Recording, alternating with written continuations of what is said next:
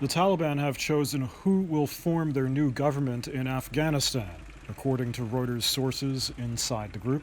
And these are the officials they've picked, starting with the man who would lead that government, Mullah Abdul Ghani Baradar. Abdul Ghani Baradar is one of the co-founders of the Taliban and was a close friend of the Taliban's first leader, Mullah Muhammad Omar. It was Omar that gave him the nom de guerre of Baradar, which means brother. He was deputy defense minister during the first Taliban government, and then when the American invasion caused its collapse, he became a senior military commander. He was responsible for attacks on coalition forces, according to the UN, and served 8 years in a Pakistani prison.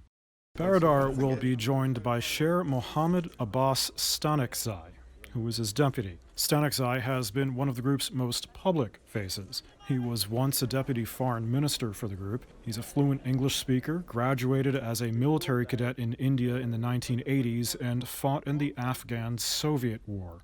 One of his former classmates in India told Reuters that he was an average cadet. Another said he didn't show any signs of Islamist radicalization at the time.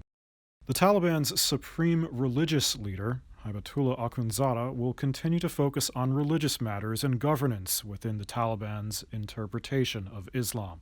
Akhundzada was a legal scholar with a low profile until his predecessor was killed in a U.S. drone strike 5 years ago. After he took over, he tried to unify the movement's several factions and stop defections to groups like Islamic State. One of his sons died as a suicide bomber attacking an Afghan military base. The United Nations says that Akhundzada also served in the first Taliban government in the 90s as the head of its hardline justice system.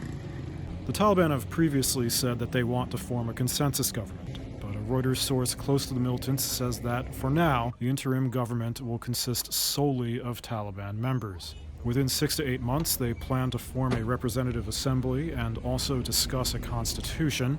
Western powers and others have said that formal recognition of a Taliban government will depend on its actions.